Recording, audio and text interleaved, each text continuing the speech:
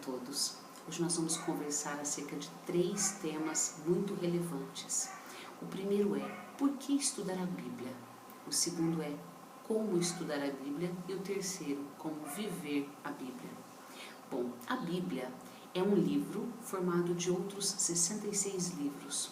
São 39 no Antigo Testamento e 27 no Novo Testamento. O Antigo Testamento é formado por um período antes da vinda de Cristo. Então é um período que Deus comunicava com as pessoas através dos seus servos, os profetas, e havia a figura dos sacerdotes, porque após o pecado, entrando na humanidade, havia o sacrifício de cordeiros para apagamento dos pecados. Então nesse período, são histórias que foram divididas inclusive em vários livros e vários segmentos. Tem os profetas, tem os livros históricos, tem os livros poéticos, cada um focando um tema, uma temática, mas todos eles conversando para um propósito único.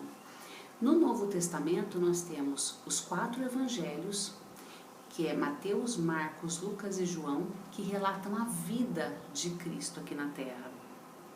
E, após isso, o livro de Atos até o final da Bíblia, que é o Apocalipse. E esse período vai relacionar os assuntos acerca do Espírito Santo de Deus, após a subida de Jesus ao céu e a vinda do Espírito. O Espírito Santo é a terceira figura da Trindade, é quem conduz a vida do cristão ao longo da história.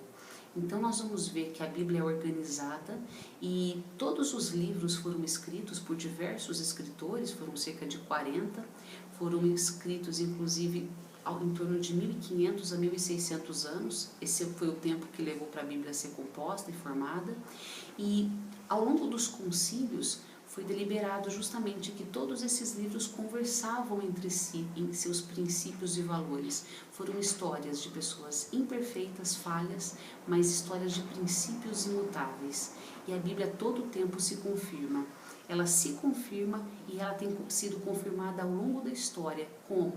Com as profecias. As histórias relacionadas na Bíblia foram executadas ao longo da história. Então Isaías viveu 700 anos antes da vinda de Cristo e já predizia, já tinha dito que Cristo viria e morreria na cruz.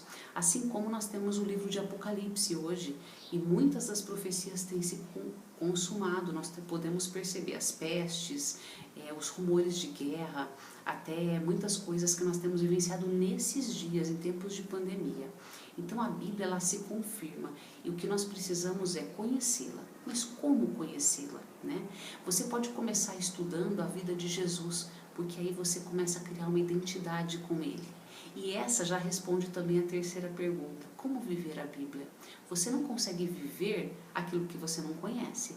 Você não consegue ter relacionamento com quem você não conhece. Então, quando você começa a estudar os evangelhos, você começa a ter contato com o caráter e com a conduta de Cristo e sabe como ele viveria e qual seria a sua postura em relação a todos os acontecimentos da sua própria vida.